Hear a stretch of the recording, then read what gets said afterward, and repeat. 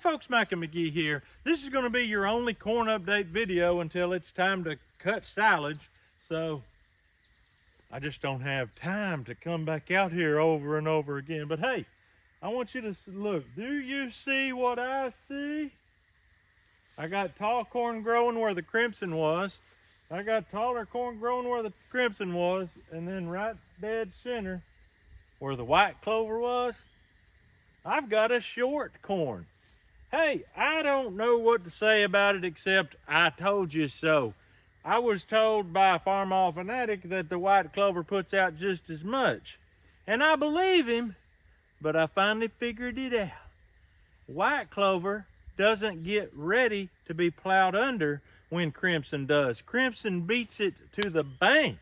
And when corn needs to be planted, it's got to be planted. So in order to get the proper amount of nitrogen from white clover, you have to miss a corn year. I don't want to miss a corn year. So obviously the corn's still growing and it's green. It's just not as green and it's not as tall. But that's fine. And some of y'all are scratching your head and say, why don't he fertilize? That's the whole point. We use clover for fertilize here. We have not put a drop of fertilizer on these fields in a matter of years. And there's a field right there that I'm fixing to take and show you. Never saw a drop of fertilizer. We raised a crop of potatoes first, straight off of hay ground on a hillside. We left grass spacings in the middle of the rows to keep erosion out. After the potato crop came out, we planted soybeans. That's a little bit of nitrogen. And after that, we planted clover, crimson clover, in February. And by May, it was ready to be plowed under. It was blooming. That's the peak nitrogen. We plowed it under and planted corn. And guess what? It is looking just as good as any other field I've got. Brand new field, never saw a drop of fertilizer.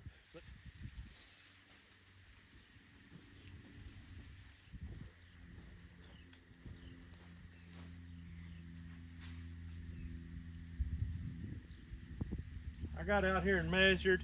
Over here on this side, I've got 9 foot average.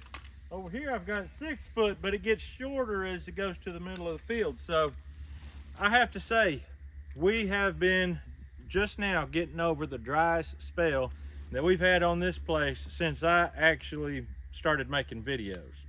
It got so dry, the corn shriveled up and didn't look too good. In the middle of the field, you know, away from the edges, it wasn't so bad, but the edges shriveled first. But the method that I use by plowing that clover under keeps it damp longer than any other way I know. So let's get down here and check this corn in the potato field. I planted soybeans out here, as you know. I'm not seeing any coming up. It has just been so extremely dry. I hope it didn't germinate and then dry up and kill it. But if it did, we may grab us some more and do it again. I really like having my soybeans out here. But as you see, this corn just stair steps down the hill. It goes way down there. The corn's the same height pretty much all the way down. It just looks shorter because the hillside.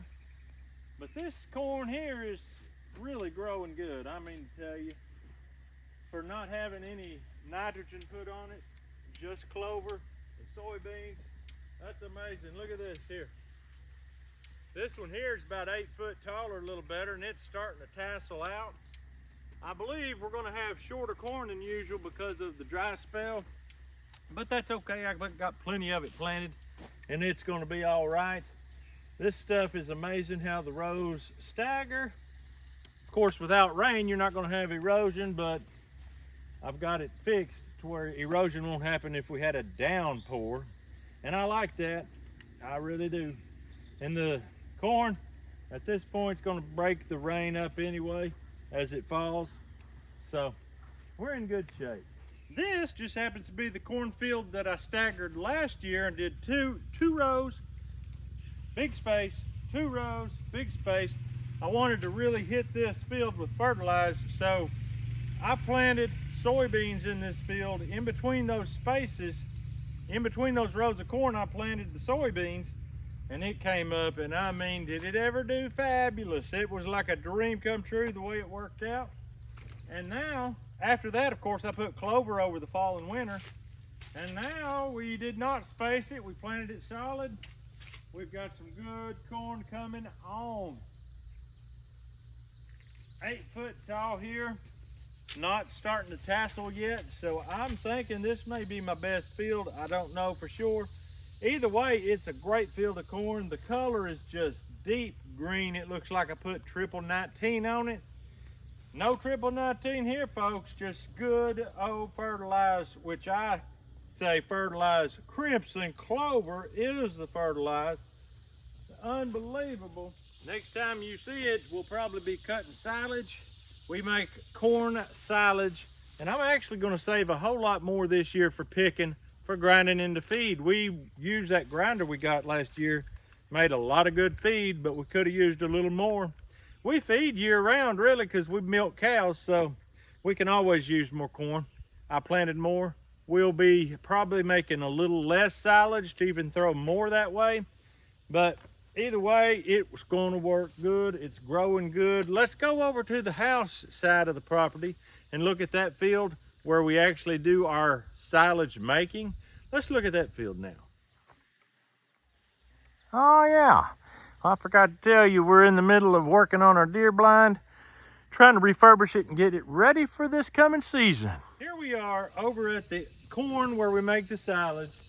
This here is some amazing stuff. If anything, it's got a better color. It's just unreal. We always fertilize this field with the leftover silage. And also yeah, I hear you. Buttercup had to be weaned in an emergency weaning because, well, her mama had a baby and it wasn't her mama. Her aunt had a baby. She was nursing from her aunt. She had to be weaned. It's complicated. It's complicated. But anyway, we've got this corn here. And people think when I'm showing them this corn, I'm just showing corn. Yeah, I hear you. It ain't corn. It's future beef. It's future milk. I hear you. Anyway, we lay the crimson clover to this field. Corn's growing good. I cannot wait to get you out with us. Cutting this corn, chopping this corn, packing this corn. We're going to use all of it. We're not just going to pick the ear. Every bit from the ground up to the top will get chopped, packed, it'll ferment, and we'll feed it to these old rascals. And I hear you. And they'll have plenty good feed to eat all winter long. If you're interested in raising corn and you'd like to learn how to do it without chemicals and without fertilize, just watch my channel. I've got a whole playlist dedicated to it. And I'm telling you what, if you'll just follow what I do, you'll be raising corn green as a gourd without fertilize, save you a lot of money, and it'll be healthier for you too. But that's all we got for you today. I know it. We hope you have a great day. We'll see you on the next video.